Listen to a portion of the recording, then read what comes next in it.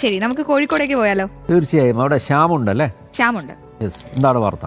കോഴിക്കോട് മാളിക്കടവിൽ ആത്മഹത്യ ചെയ്യാനായി യുവതിയെ വിളിച്ചു വരുത്തി കൊലപ്പെടുത്തിയ സംഭവത്തിലെ CCTV ദൃശ്യങ്ങളൊക്കെ പുറത്തായിരിക്കുകയാണ്. ദൃശ്യങ്ങൾ ജനം TVക്ക് ലഭിച്ചു. കൊലയ്ക്ക് ശേഷം ഈ പ്രതി വൈശാഖന്റെ ഭാര്യയും ചേർന്ന് ഈ യുവതിയുടെ മൃതദേഹം കാറിൽ കയറ്റി ആശുപത്രിയിലേക്ക് കൊണ്ടുപോകുന്നതാണ് ദൃശ്യങ്ങളിലുള്ളത്.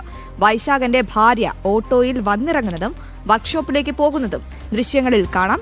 വൈശാഖന്റെ ഭാര്യയുടെ മൊഴി പോലീസ് രേഖപ്പെടുത്തി. കസ്റ്റഡിയിൽ ലഭിച്ച വൈശാഖനെ ഇന്ന് വർക്ക്ഷോപ്പിലെത്തിച്ച തെളിവെടുപ്പ് നടത്തും. ശ്യാമപ്രസാദ് ഉണ്ട് വിവരങ്ങൾ നൽകാൻ. ശ്യാം പറഞ്ഞോളൂ, ചോദിച്ചോളൂ. യെസ്, ഗുഡ് മോർണിംഗ് കേട്ടോ ശ്യാം. എന്തായാലും ഈ കൊലപാതകം അത് വലിയ കോളിളക്കമുണ്ടാക്കിയ ഒരു കൊലപാതകം ആണ്. ഇപ്പോൾ ഇതാ പുതിയ ദൃശ്യങ്ങൾ ലഭിച്ചിരിക്കുന്നു അല്ലെ? അന്വേഷണ സംഘത്തെ സഹായിക്കുന്ന ദൃശ്യങ്ങൾ തന്നെയല്ലേ ലഭിച്ചിരിക്കുന്നത്? വിശദാംശങ്ങൾ ശ്യാം.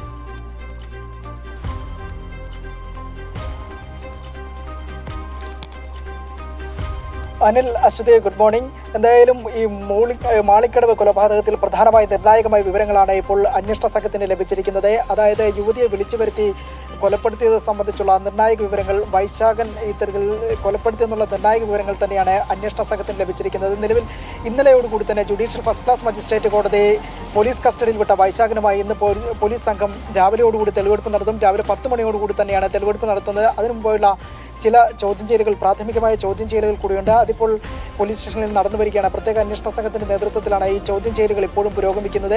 യുവതിയെ വിളിച്ചു വരുത്തി കൊലപാതകം ചെയ്തെന്നുള്ള നിർണായക വിവരങ്ങൾ അന്വേഷണ സംഘത്തിന് ലഭിച്ചിട്ടുണ്ട്. സമീപത്തെ വീട്ടിൽ നിന്നുള്ള ഒരു CCTV ദൃശ്യമാണ് പോലീസിന് തെളിവായി ലഭിച്ചിരിക്കുന്നത്. ഇതിൽ ഈ യുവതിയെ വിളിച്ചു വരുത്തി ഇത്തരത്തിൽ ഒരുമിച്ച് ആത്മഹത്യ ചെയ്യാമെന്ന് പറഞ്ഞ വൈശാഖനുമായി ഇത്തരത്തിൽ യുവതി ആത്മഹത്യ ചെയ്ത ശേഷം യുവതി ആത്മഹത്യ അല്ലെങ്കിൽ മയങ്ങി വീഴുന്ന ഒരു സാഹചര്യത്തിലാണ് ഉടൻ തന്നെ വൈശാഖൻ സ്വന്തം ഭാര്യയെ വിളിച്ച് ഇത്തരം യുവതി ഇവിടെ ആത്മഹത്യാ ഭീഷണി മുഴക്കുകയും പിന്നീട് ആത്മഹത്യ ചെയ്തതെന്നും വിളിച്ചു വരുത്തുകയും ചെയ്തു. ഇതിനുശേഷമാണ് ഉടൻ തന്നെ ഭാര്യ ഈ വൈശാഖൻ ജോലി ചെയ്യുന്ന സ്ഥാപനത്തിലേക്ക് ഉടൻ എത്തിച്ചേരുകയും ചെയ്യുന്നത്. ഈ സമയത്ത് CCTV ദൃശ്യങ്ങളാണ് ഈ ക്യാമറയിൽ പതിഞ്ഞിരിക്കുന്നത്.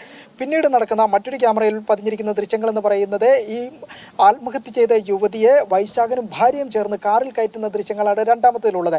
ഇങ്ങനെ ഈ 2 ദൃശ്യങ്ങളാണ് പോലീസിന് ഇപ്പോൾ നിർണായകമായ വിവരങ്ങൾ ലഭിച്ചിരുന്നത്. ഇന്നലെ വൈകിട്ടോടുകൂടി തന്നെ വൈശാഖന്റെ ഭാര്യയെ പോലീസ് ആദ്യഘട്ടത്തിൽ ചോദ്യം ചെയ്തിരുന്നു. ഇന്ന് രാവിലെയോടുകൂടി തന്നെ വീണ്ടും ചോദ്യം ചെയ്യാനായി വൈശാഖന്റെ ഭാര്യയെ വിളിപ്പിച്ചിട്ടുണ്ട്. ഒപ്പം തന്നെ ഈ യുവതിയുടെ ബന്ധുക്കളെയും പോലീസ് സ്റ്റേഷനിലേക്ക് വിളിച്ചു വരുത്തിയിട്ടുണ്ട്. നിലവിൽ പ്രതികൂലമായ ഒരു സാഹചര്യം, തെളിവെടുപ്പിനിടെ നാട്ടുകാരിൽ നിന്നൊരു പ്രതികൂലമായ ഒരു സാഹചര്യം ഉണ്ടാകാനിടയുള്ളതിനാൽ തെളിവെടുപ്പ് അടക്കം നടക്കുന്നത് വളരെ രഹസ്യമായ ഒരു നീക്കം തന്നെയായിരിക്കും അന്വേഷണ സംഘത്തിന്റെ ഭാഗത്തുണ്ടാകുക. എന്തായാലും രാവിലെ 10 മണിയോടുകൂടി തന്നെ തെളിവെടുപ്പ് ഉണ്ടാകുമെന്നാണ് നമുക്ക് ലഭ്യമായിരിക്കുന്ന വിവരം. അതൊരു നിർണായക തെളിവെടുപ്പ് തന്നെയായിരിക്കും. കാരണം ആദ്യഘട്ടത്തിൽ ഭാര്യയുടെ മുൻപിൽ ഈ ബന്ധം മറച്ചു വെക്കാനായിരുന്നു കൊലപാതകമെന്നാണ് ഈ പ്രതി നൽകിയ മൊഴി. എന്നാൽ ഇപ്പോൾ അതൊക്കെ ഭാര്യ കൂടി അറിഞ്ഞുകൊണ്ട്, അതെ, കൊലപാതകം ഭാര്യ കൂടി അറിഞ്ഞിട്ടുള്ളതാണ്. ഇരുവരും ആണല്ലോ കാറിൽ കയറ്റി മൃതദേഹം കൊണ്ടുപോകുന്നത്. അപ്പോൾ ഇതിൽ ചില ചുരുളുകൾ കൂടി അഴിയാനുണ്ടെന്ന് വ്യക്തമാണ്. എന്തായാലും ഈ തെളിവെടുപ്പ് അടക്കമുള്ള ചില കാര്യങ്ങൾ രഹസ്യമായി, ഹീനമായിട്ടുള്ളൊരു കൊലപാതകമാണ് അവിടെ നടന്നത്. നോക്കൂ, കേരളത്തിൽ അല്ലേ, നമ്മൾ സാക്ഷരതയിൽ മുൻപന്തിയിലാണെന്നൊക്കെ അവകാശപ്പെടാറുണ്ട്. പക്ഷേ കേരളത്തിലെ ആത്മഹത്യകളുടെ എണ്ണം പെരുകുന്നു.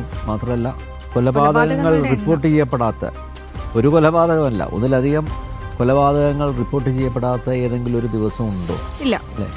എങ്ങോട്ടേക്കാണ് പോകുന്നത്? നമ്മുടെ നാടെങ്ങോട്ടേക്കാണ് പോകുന്നത്? അപ്പം അങ്ങനെ ഒരു വിമർശനം ഉന്നയിച്ചു കഴിഞ്ഞാൽ അപ്പോൾ പറയും അതിൽ സർക്കാർ എന്ത് പിഴച്ചു എന്നുള്ളത്. സർക്കാരിനെ കുറ്റപ്പെടുത്താനല്ല, പക്ഷേ എങ്കിലും നോക്കൂ, പ്രബുദ്ധമായിട്ടുള്ള ഒരു നാട് എന്നാണ് നമ്മൾ അവകാശപ്പെടുന്നത്. പക്ഷേ ആ കേരളത്തിലാണ് ഇതെല്ലാം നടക്കുന്നത് എന്നുള്ളത് ഒരുപാട് വിഷമം ഉണ്ടാക്കുന്നു. പല സംവിധാനങ്ങളും ഇനിയും ഉണർന്ന് പ്രവർത്തിക്കേണ്ടിയിരിക്കുന്നു. മാത്രമല്ല, സിവിക് സെൻസും വേണം, പൗരബോധം ഉണ്ടാവണം ഇങ്ങനെയുള്ള വിഷയങ്ങളിൽ. അതിൽ സർക്കാരിനെ കുറ്റപ്പെടുത്തിയിട്ടൊന്നും കാര്യമില്ല. പക്ഷേ സ്വയം ശ്രദ്ധിക്കേണ്ട നിലപാട് സ്വീകരിക്കരുത് എന്നാണ് എൻ്റെ അപേക്ഷ.